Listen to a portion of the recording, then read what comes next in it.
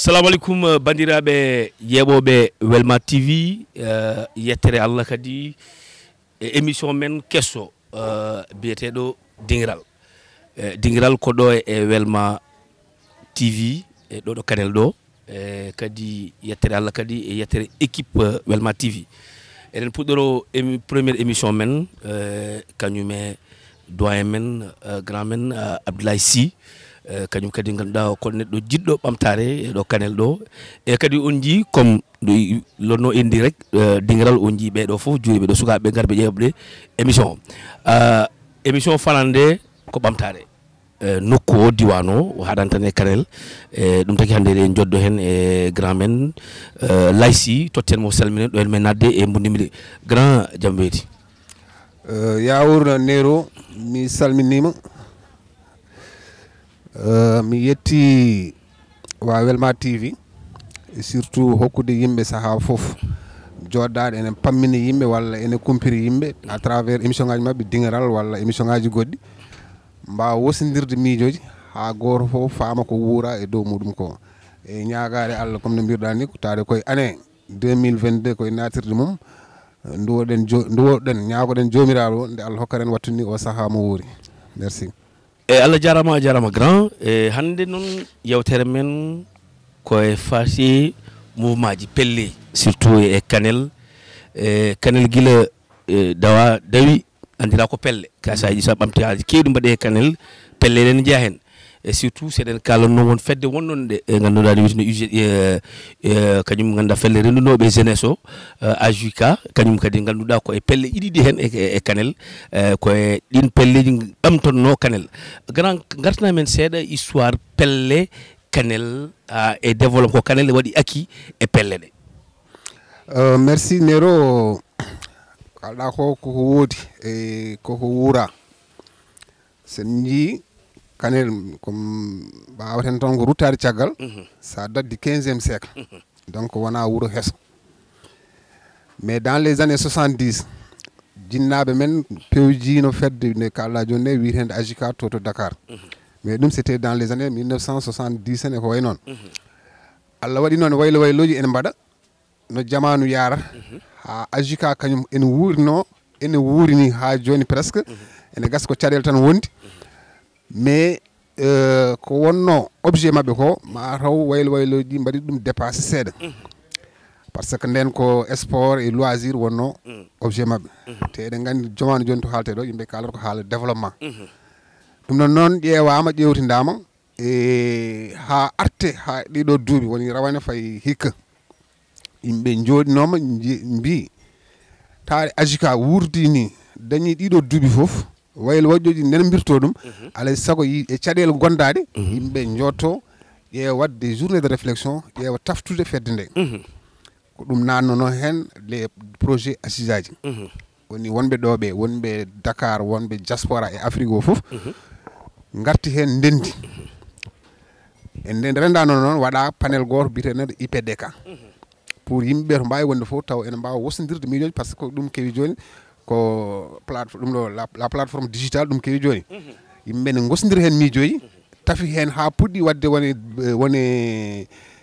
wone petite waɗa comité yimɓe ene jaa hen ha puɗɗi wittude mais Allah waɗi ko neɗɗo yiɗata ko jomiraɗo taƴata ñaw o yane meɗen yimɓe dartini gueɗe ɗe mais ni nde ñaw o yeehi ha samori gueɗe ɗe puɗɗitanoma mais kadi arti waɗi caɗele par ce que waɗi lowdi kesiri nande nder programme o ɗum ɓeydi jibde fedde nde eyyi mbiɗa AJK no woodi woɗani e kadi en nana UPDK beele nde ɗon fedde heesere UPDK ko gande lomtade AJK e kadi so taw nde lomtade AJK beele ha joni AJK nan yaaha e aɗani no mbirumi ni AJK holko hefti ɗum ɓe jeehino innane la nena wona 3 ans walla 4 ans ɓe jeehi en assemblée générale de renouvellement waɗi caɗele yimɓe noon ƴeewi laabi kewɗi pour ummide fewnidde walla safrude ɗon caɗele ronka ko noon réflexion ngaji no gardi IPDK waɗa sur la plateforme yimɓe mbawa wosodirde miijoji ha mbawa nawde yimɓe en assise woni des journées de réflexion fedde nde ƴeewe holno taftirte wawa wuurde mais malheureusement IPDK o yeehi ha nder par ce que hol kesum ko naatti heen projet goto ne wiye projet GOM ko projet pour laaɓal naatti heen presque ene ɓeyda ko addi wadde blocage manam waɗi fissure ga to Kanel ga kamɓe to diaspora to Dakar to min donki hankkadi nandirde ko ɗum waɗi ɗeɗon caɗele kefti AJICA to yarata ɗo joni presque ala waɗaka renouvellement donc c'est à léthargie ko ɗum kadi taade IPDK ko umminno ɗum ko projet o ari natti hen yaltini yimɓe e lawol gonnol ngol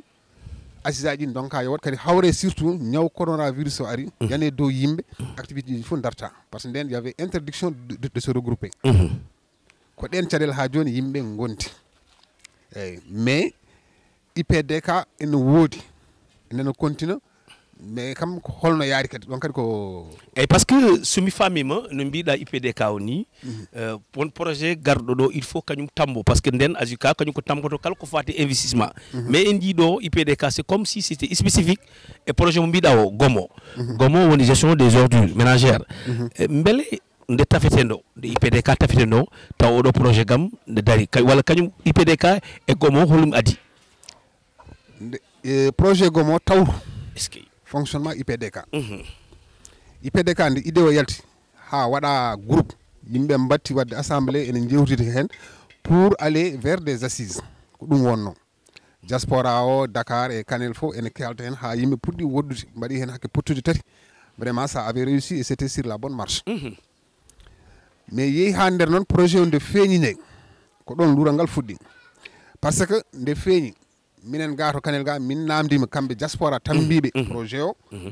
waɗi jiiki jaaka ɓen mbi ko projet mairie ɓen mbi ala ko projet ARKF e nder nde min jotti ɗo comité gonnoɗo ɗo d'ailleurs ko min woni coordinateur on comité min namdiɓe kamɓe yooɓe leeran min projet kalteɗo holmo jeeyi ɗum hol dal tambide ɗum ko mairie walla ko kamɓe haala ka heewi mais au finish ɓe puɗɗima haalde yaltinde ɗum en mbi ko projet o ko mairie mais minen diaspora hamin hen on est aussi partenaire walla on est une partie prenante mais min gartita hakkillaji mabɓe ɗo min donki famodirde ene min mbiɓe taade kamin dilla komin dillata ko no Pulaar wiyata ni wandu nayir jangguini ɗum hunde fof ha heddo ngoɓali walla ɓiƴani ko kalton ko minen hamin gandi c'est la coopération décentralisée parce que mairie wawa wondude directement en partenariat avec les parties le département Yvelines parce que c'est un département mais sous la tutelle du conseil département de Kanel ko ɗon partenaire o waɗa ficelé heddi noon komin paminiɓe il leur faudrait une association répondante ça c'est dans les normes de la coopération décentralisée il faudrait que ga to Kanel ga waɗa fedde jaɓɓoto wonde ɗum toon to France to waɗa fedde duusor ɗum woni ARKF e nder heñaare mataw heñaare ne hen par ce que projet o déjà ɓe mbaɗi kale inde IPDK e nder projet o ɓe mbiɓe ɗum yata par ce que taade on est en processus koye procédure yimɓe goni pour waɗoyde des assises pour taftude fedde so jiiɗi joni wadde fedde dans la précipitation yata addata tan ko jiiki jaakaji walla to wonta to wonno mais ɓe keɗaki min finalement affaire o waɗi disloqué min donki nandirde mabɓe kamɓe ɓe gari ɓe mbaɗi déroulé leurs actions ɓe tawi min ɗo wasde nanodirde ɗo c'est est ce que c'est pas ko wiya ko projet mairie o jibini probléme walla ko probléme yo transparence parce que donc, il faut là parce que il y a que gestion tripartite, il y avait le conseil départemental, il y avait la mairie de Kanel, ARKF que kanyum woni pilote affaire. Mais c'est pas c'était pas clair, c'est la mairie qui est derrière et c'était pas ça le problème parce qu'il fallait défendre le projet. Le problème c'est compréhension, conception projet. Parce qu'on les a signalés. Mais pas minimé. Nous avons coopération décentralisée. Ça veut dire quoi? Que nos cadres minani mairie conseil wambudum jokkundire be projet wara mais il faut que Kanel daña association tambido golle do Kanel il faut que Kanel daña association tonto France to don yimbe paamondiri don min pamiri non taade ko mairie jeyi wona no ɓe cikkirta ni mairie c'est pas wona organisation c'est une institution. C'est une institution. par ce que bureau ji mon tan wiyama trésorerie mbi trésorerie mairie ko inspecteur trésor public mo mat régional. Donc ɗum ɗo c'est un projet du maire, c'est logique goppide hen mairie mais enen mbaɗen suivre ɓe mbi ala ko projet mabɓe par ce qu'ils ont un protocole d'accord avec yimɓe fof jii hoto sakiri ko ari wiyama yo waɗi appel d'offre maire wi kañum waɗi choisir ɗum ɗo opérateur muɗum alors que mbi kamɓe dans les conclusions accord mabɓe il était convenu que appel d'offre waɗete kamɓe ils vont intégrer le comité de gestion waɗa ni wadde maire arti ɗo waɗi déclaration kañum il a choisi son partenaire donc affaire waɗi disloqué ɓe ngari noon ɓe jeeyi famille yimɓe mais il y a un problème de compréhension dans tout ça. Alors ɗon ɗo mbiɗa ɗo mais grand est-ce que à un moment donné est-ce qu'il y a pas eu un jeu de comment on appelle un petit jeu de politique administrative parce que ça y projet o est-ce que nous avons nos critères appel d'offres parce que d'autant plus que pour qu'il y ait d'appel d'offres no mbiɗa ni la mairie est une institution wonto valeur yottoto pour que la mairie lance un appel d'offres est-ce que sur le coût global SFA ne fait pas appel au marché gré à gré parce que yottaki to somo ganduɗa comme c'est une institution il faut faire un appel d'offres et l'appel d'offres ne doit pas seulement se limiter est-ce qu'il n'y a pas eu ce jeu de politique d'appel d'offres parce que c'est pas dû à un marché gré gré. Non wona to woni probléme o ko kamɓe diaspora holko ɓe paamani no ɓe guurdi toon ni e par rapport no ga wurdani ko ɗon woni caɗele ɗe par ce que nde ɓe ngari ɓe kaala haala transparence nde ɓe ngari ɓe kaala haala coopération ɓimi faites attention ko woni toon ko wona ɗum woni ga onon ko mbiton ko ɗo y a des dispositions très claires hol somuji namdaɗi wawa wonde gré à gré hol somuji ene wawi wonde entente direct ene wawi wonde renseignement mais tout ça c'est une volonté politique et le maire il est politique pamodire e to woni politique ɗo jahaten pause garten après garten pamminen yimɓeɓe e kadi ɗon natta ɗo par ce que comme tu dis si il est politique ɗon ko c'est vrai e jahat ƴetten seeɗa pause jaren lowol men comme ko concept welma yaadi koye ataya jaren lowol men garten.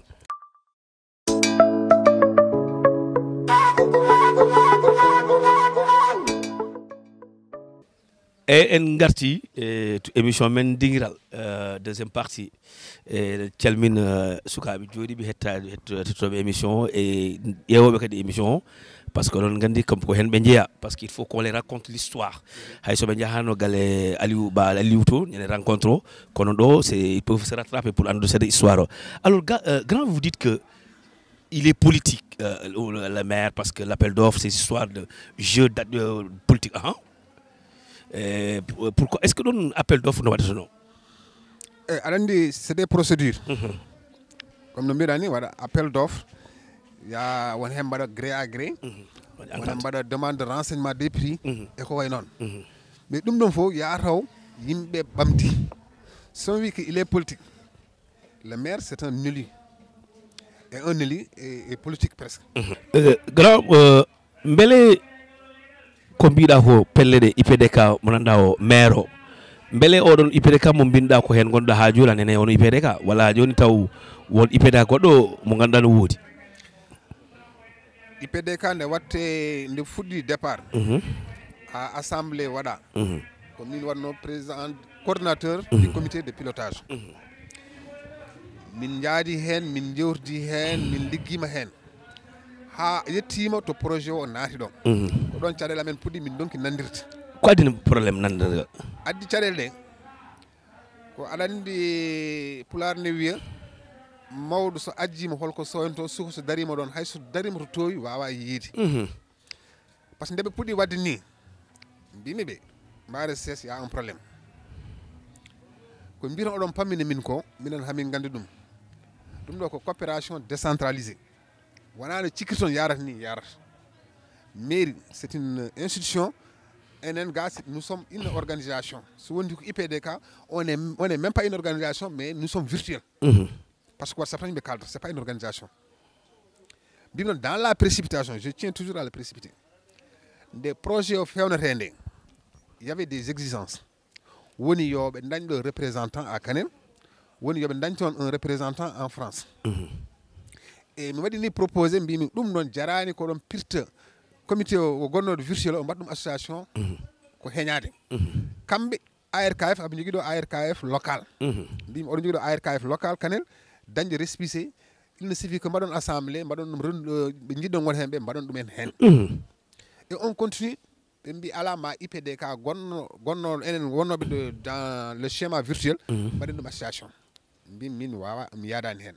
min ndewi ɗum hani Allah waɗi ɓe ndiwrimi to kalɗa ni ko vous avez été exclu. Je suis exclu comme diwaɗo pour avoir dit pour avoir apporté mes idées ou gêné eyyi mara ko je gêne hay yana même ɗo e Kanel naaɓe kimo reproché nde assemblée waɗata nde aɗa wawno arde kala hen mbimi noon mais min nesam hokkani kam yomi ar mi waɗa perturbé par ce que je sais qui je suis mboɗo andi hooram somi haali mboɗo andi mboɗo jogui heɗotoɓe somi famini mboɗo jogui faamoɓe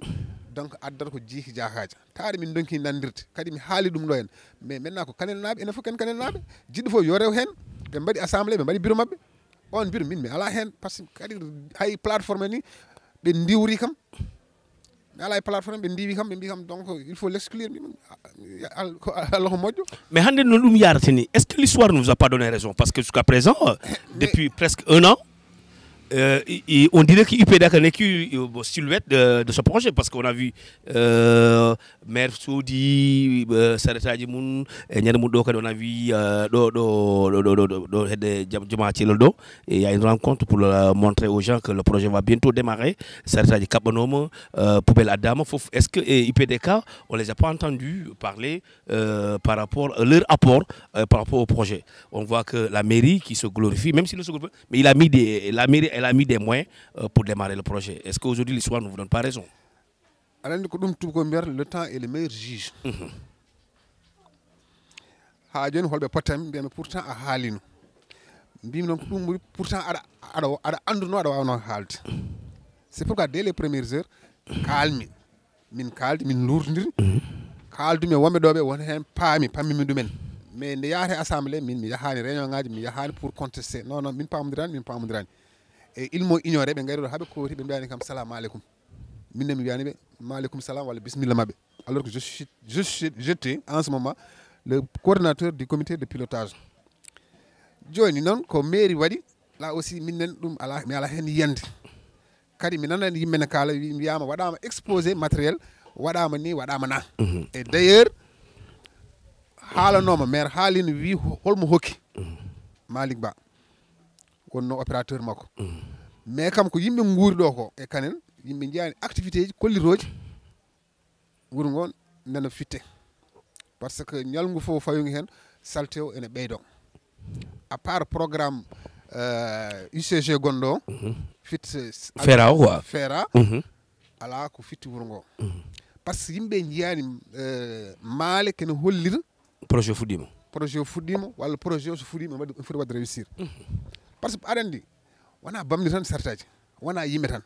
mais ƴewete ko to watte le dépôt la to waɗote to c'est ça qui constitue problème mais winoma dañama nokku o to Wuro Sidi mais onon kadi mais haysa kaari on mais est ce que vous n'avez pas eu l'écho ko toon maale to Wuro Fete dañanoma mi nani on écho wiyama dépôt waɗote ko Wuro Sidi hay ɗon aussi ɓe kaldanno mbimi attention y a problème certes ne waɗi ko wiyete intercommunalité mais ɗum kadi ça demande des démarches est ce que Wuro Sidi hokkiri délibération te y a problème hay ɗum mi haalniɓe mbimi y a problème y a un lobbying qui fait que oɗo projet waɗa accéléré par ce que les bailleurs tubakoɓe ko kirta noon ils ont des exigences a wawa wadde ficelé un projet mo ganduɗa an daña mais le lobby n'est que les Kanelois de ressortissants de France ou bien lobby mo mbiyata o derrière mi anda aɗen tout est politique le lobby ne peut pas sortir de Kanel je pense mi aɗen ko tout est politique par ce que un projet y a des préalables a wawide mboɗo mami gadde projet hami gayno mi yiiliyo to mbaɗami dépôt c'est pas possible par ce que ha joni mi nanani taw to wiya Wuro Sidi waɗi délibéré mi nanani taw mais est ce que IPDK n'a pas confirmé parce que il y a eu des réunions entre conseil départemental non parce que IPDK aussi kamɓe kadi ɓe poti adde dingueral ma comme laysi kañum ko hoori wa heddiɓe hen ɓe mataw ma nodduɓe dingueral ɓe gara ɓe laɓina mais joni min kam hay kam ha joni holko waɗi le projet n'a pas démarré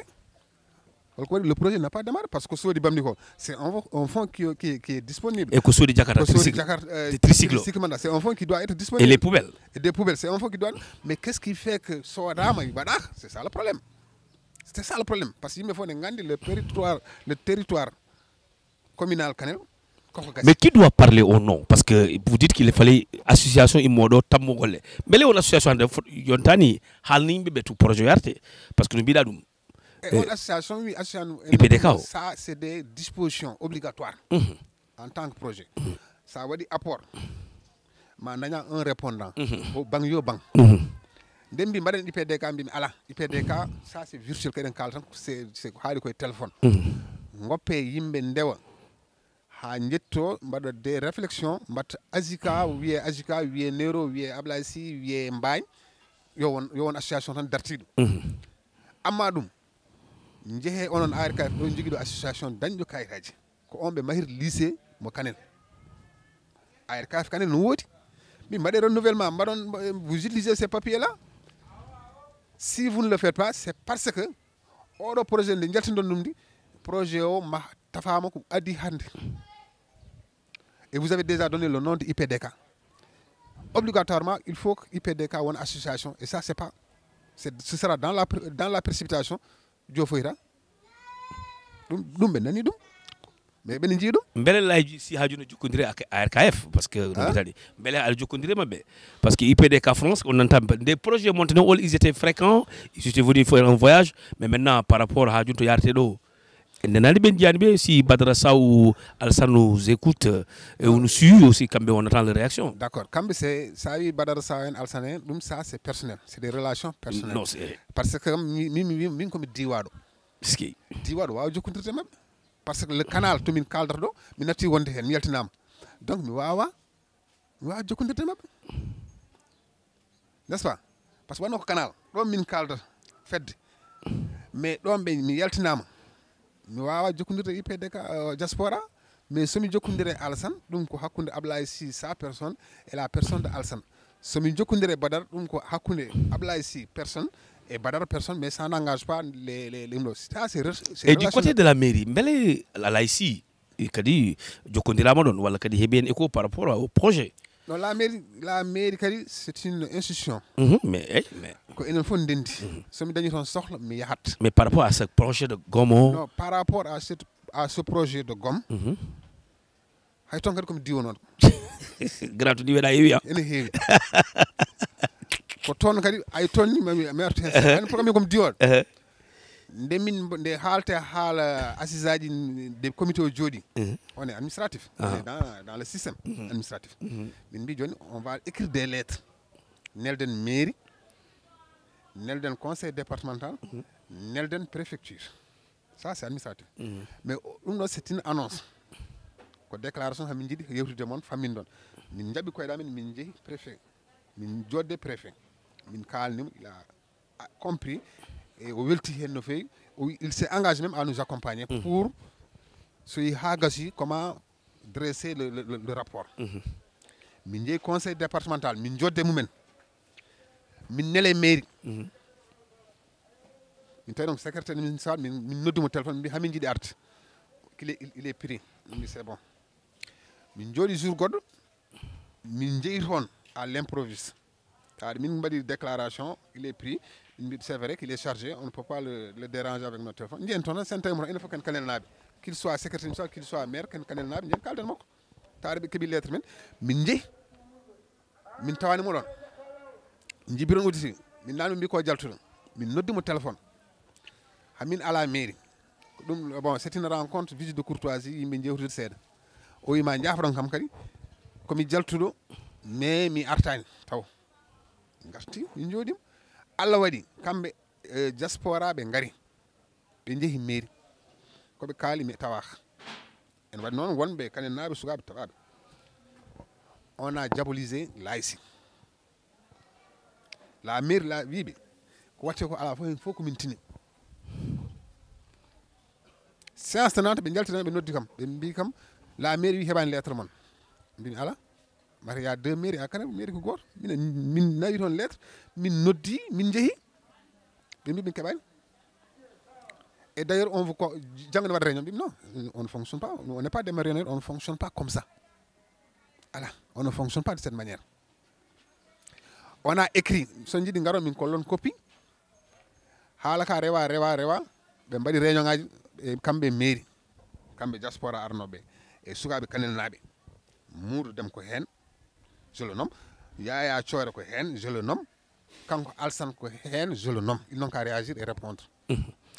Ben njehi be mbadi réunion be kali le maire qu'il n'a pas reçu ça et je vais écrire une lettre, une correspondance pour l'informer. Vous êtes libre. Halaka nawa et débat wuli. Ben ça si ça autorisé, on va publier la lettre que vous avez écrite au secrétaire municipal, pas au maire. Parce que on a maire au secrétaire municipal. Écoutez, comme Moudou, je ne suis pas très intelligent. Mais il faut que Moudit, secrétaire municipal et maire pour adresser une correspondance. Publier la lettre. Demandez le secrétaire de vous transmettre et vous publiez la lettre. Quand vous publiez la lettre, vous adressez au maire. Vous publier. D'accord. On lui n'a pas classé la lettre. Ils ont reconnu que la lettre a été bien adressée à la mairie. À la mairie. Donc, bon, il y a eu ce qui a été dit. Donc, pas mis. Un problème, on a réglé ça, on s'est réexpliqué. Mais nous continuons comme ça, ce n'est rien. Nous avons Canel et France, Jida. Et même, je suis allé jusqu'à les taquiner. Il y a un problème que vous ignorez. On va confondre France physiquement et Sénégal physiquement. Ce n'est pas comparable. C'est pas comparable. Mais ce qui est la mentalité, procédure, on est très en avance sur vous. Ça va. On est très en avance sur vous, en France. Et mieux, on parle tous français. Vous êtes des Français, nous sommes des Sénégalais, mais nous parlons la langue française. Mais français, français. Parce que vous confondez les mots. Toujours, il y a des problèmes. Et quand ni halka yari, donc wadi minne mérito tare ko mi kadi dum don kewi la si est diabolisé partout la si wawa halne halum do d'ailleurs koy maade kedimi audio maire et je tiens à rectifier ça. Oui, ben mbadi réunion préparatoire parce que j'ai mais halde dum ay ka mbimi il y a un problème. Le montage du projet c'est un problème. En amont, communauté ne faut pas être associée. On a forum yimbe kala tongo ko yobere parce que tajini hay ko foyer fo adar c'est un problème. Kambe maire be mbi be mbadi projet mabbe be mbadi ko hay goto meda wadde parce qu'ils ont associé la communauté. Ils ont associé la communauté, c'est à l'heure d'information. C'est pas à l'heure de la conception. Et il n'y a jamais 203 le même projet. Le premier maire, il y a Yurmoudoum Yafodoum, avec DGL Fellow, Daniel Oro projet, sa liberté. Et ce projet, pendant Maroc, 3 jours, on était au collège à travers un forum. Finalement, on avait un groupe technique de travail et j'étais membre de ce groupe technique de travail. Mais ne voilà décaissé, c'est ce que j'ai reposé. Projet gasna mais notre yime pour faire un projet. C'est ça la confusion. L'inclusion de la communauté dans la conception et l'information de la communauté dans... Donc si je comprends bien, il y a vice de forme par rapport au projet. Alors, on va aux élections locales, départementales, et le projet existe, la gomme. Ouais. Alors, quel conseil donnez-vous aux futurs maires et aussi si le maire sortant aussi est confirmé, quel est le conseil par rapport à ce qui se passe? Parce que jusqu'à présent, le problème de salubrité se pose à Kanel. Ouais. On va aux élections locales. Et adi fo mi ñaago kam mi rentini hen yimbe be woore ko politique ko yimbe ni cubo hol maire no wonno do en yidi artude ko candidat wodbe ne ngari kadi en jidi wonde to wonno ko be candidat mais kambe fof ko be candidat be tawa enen candidat yo yimbe tan gandu nous avons un dénominateur en commun woni candidat kanel mo jeyden mo jogiden non donc moƴƴi ko yo yimɓe paam holko woni woote ɓe ko biriji ngari way kono lamba ni ene ngeewo goto fof nene bakko gonnoɗo wiya mi waɗi ɗum ɗo ene foti wiide mi waɗi ɗum ɗo un bilan rutto kadi wiya mami waɗoy ɗum ɗo somi jottima ko ɗum ɗo e ɗum ɗo ɗum ɗo fof mami addu woni waɗa présenté programme muɗum kamɓe arɓe ɓene aɓene bakko goto kala bakkotoɗo yo wiye mi waɗi somi jooɗima mami waɗni mi waɗni mais ɗum ɗon fof gasata tant que Kanel naaɓe ndendinaka hen ndendirta hen ko jaaha gotoya ndendirta hen ko soɓe joni ɓe nodda ɗumen mairie wasa wonde tan ko mairie kaari ala mairie ko mairie Kanel naaɓe no mbiɗa ni programme o ɗum foti e ɗum boto ko ɗum foti mais pas halis ɗum ko gonga an hande saɗa wasiytono gonoyowo maire walla par rapport à la gestion de ces ordures hol conseil hono waɗirta so laaƴetonoma comme conseil technique bien vrai que service d'hygiène c'est des conseils techniques mais là en tant que citoyen andi no mbiɗa mawɗo ko yiyata ko cukele yita ɗum hol conseil gokkatamo par rapport à ce projet en cours. Le projet en cours il faut le réviser yimɓe bitta ko woni nder ha ganda ko woni nder mbawa ƴettude un nouveau élan pour wadde ɗum fonctionner il faut le réviser par ce que goo hande yimɓe mbawa famde ko ñande fof ko kokkata almudo bu sappo ko so lewru ndu maayi wonata ko temedde tati woni ko sukaɓe rufoyta ko pour sukaɓe ndu foyta ko est ce que sa wi ɗum no yo yoɓ temedde tati tan wiyanma ko mi yoɓani teñande fof no tottire bu sappo ñande fof no tottire bu sappo e boolel mais c'est parce que yimɓe paamani yimɓe ganda ɗum waɗi mbimami koye conception fonno waɗede hen intégré eyyi ko ɗum saabi mboɗo wiye garoyo o oɗo projet c'est très intéressant kadi hande ordure c'est une recherche c'est de l'ordure comme on le dit l'ordure mais ene namdi ko fawate ha yimɓe mbawa hutorade ɗum kadi namdi ko karallagal namdi ko wittoji namdi ko adhésion namdi ko participation namdi ko coopération donc ɗum noon yimɓe poti artirde hen hakkillaji mum surtout je reviendrai toujours ko yiide yimɓe yo calo soodede. Et la jeunesse quelle politique parce qu'il dit ce qu'on appelle le refoulement et aussi éveiller la conscience de la jeunesse dans fina nouveau maire combattant conseil par rapport à la politique de la jeunesse. Bon, qu'il y ait d'abord une commission très bien de jeunesse et cette commission de jeunesse yo jodde yimɓe aɗa ɗum ɗon fof gasata tan ko yimɓe nodde hay soko balɗe tati ndento toon kaala goto haala caɗele muɗum taw haralleɓe gaddama wasaka ɗo en jarani jiggoyade woni candidat ji woni wonɓe liste ji ɓe on a toutes les personnes ressources utiles nane mabɓe sa wi des sociologues ma toɓe toon des financiers ma toɓe toon kala domaine mo jaaɗa nene Kanel yimɓe ne poti hutorade d' abord histoire muɗum Kanel dañi école ko 1909 mi wiyani Sénégal mais en Afrique occidentale française mi sikku école aji nayyi ɓe mbi wonno hen 1909 Afrique banggue AOF ɓe mbi ko école aji nayyi gonno hen so woni enen puɗɗima janggude guil 1909 eɗen poti dañde tout et d'ailleurs on a tout et même j'invite à la diaspora qu'il fasse un programme sur le tourisme intégré sukaɓe jibinaɓe toon ko Kanel naɓe mais ko toon jibina ko toon mawni ko toon janggi en jogui métier mais mbaɗa organisé comme les italiens ɗi mbaɗata au niveau du centre de santé so waɗi tan alterné on va régler beaucoup de problèmes parce qu'il y a beaucoup de gosses qui sont là-bas qui sont dans la sociologie ils sont dans la psychanalyse ils sont ailleurs et wayno leydi mais yoɓe gar ɓe ganda cosaan mabɓe yoɓe gar kadi ɓe gaddoro mais ɗum ɗo fof namdi aussi ko Kanel se prépare à les accueillir par une association et d'ailleurs mi aɗa andi taade min komi diwate tan holto molimi ɓe ndiwi kam IPDK mais programme min tonguno ha joni hamin hen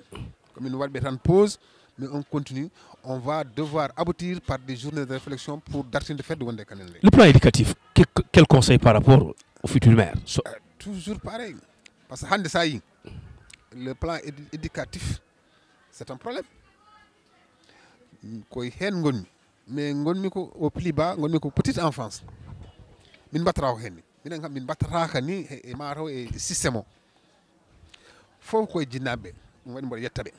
kamɓe joɓata min joɓa hen courant min joɓa hen ndiyam min joɓa hen liggotoɓe toon ɓe taw wona ɓe laamu addi ɓe ɗum waɗi mboɗo yettaɓe alors que c'était à la charge de la mairie dotation min nana tan kene haale min meeɗi heɓde gotol appui subvention 250 000 dans le premier mandat mais ha joni min jiyani taw maire daro e damal école wiya ko ɗo sukaɓe janggata min jiyani mais au niveau de l'élémentaire les mêmes problèmes se posent en hitande fof conseil ne woota ko wiyete fourniture scolaire mais neɗɗo ma yaade jamanu fourniture scolaire foti duude kayeji tan yo nodde commission sene woodi yaha ye joddo e apparent d'élève joddo e école aji ɗi holko cohlon hande nous avons besoin des imprimantes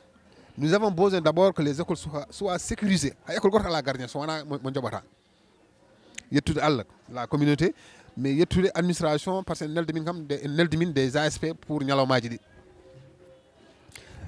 donc yo école aji mbaɗa associé ko cohli ko haale codne kutoro mais kayeji tan te kadi kayeji garata à temps ɗum c'est un problème ɗum noon il faut yimɓe mairie ndi wawa yurnitade hen ene sohla gueɗe goɗɗe mais alay saago ma jodde yimɓe kaltida eyyi grand Allah jarama Allah jarama mi salmi noon no on jarama oɗon arnoɓe yeɓde dingiral ɓe ñande wonde inchallah